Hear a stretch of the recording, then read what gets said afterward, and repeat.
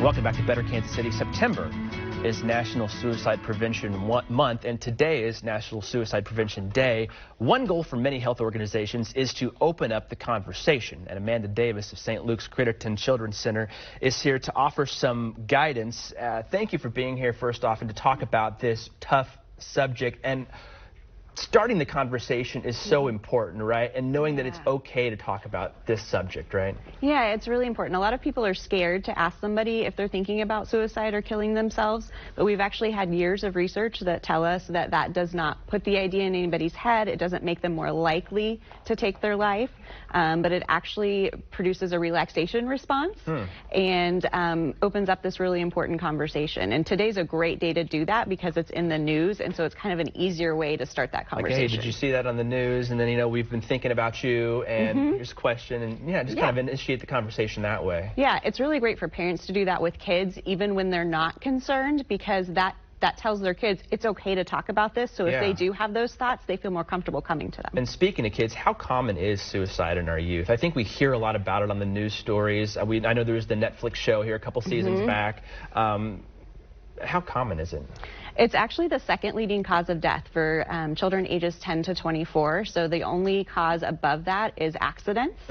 So some of those actually might even be suicide deaths because you're talking car accidents or overdose accidents that we just don't know enough about. What are some of the stressors that you guys have found can trigger harmful thoughts in our kids?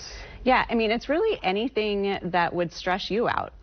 So it's kind of the same stuff. So definitely the start of school is a stressful period for a lot of people. A lot of our youth, we're finding that school is a very stressful time and place for them. So anytime you get around finals time, or if they don't make a sports team, or if there's any kind of a disappointment, that's a vulnerable time. Certainly if they've lost a friend to suicide, which unfortunately is happening a lot in our metro schools, that's a time to be concerned as well. You know, you're right. It always seems like we hear about it, and then the common line is counselors are available, and you know, but is it good for people to talk about it? I mean, we kind of spoke on this before about bringing that conversation up, and it's okay to ask somebody that we've noticed something different.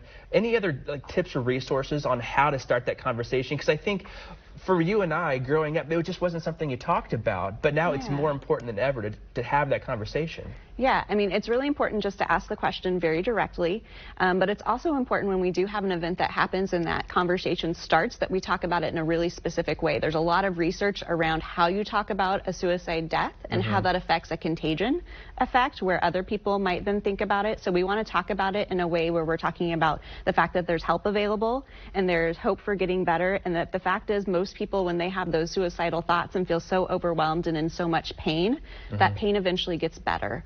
And so we really want to share that message of hope with people if we know that they're having those thoughts. The message of hope is very important, and so is starting that conversation. We appreciate your conversation with us here this morning. You can get more information about suicide prevention and resources available at stlukeskc.org.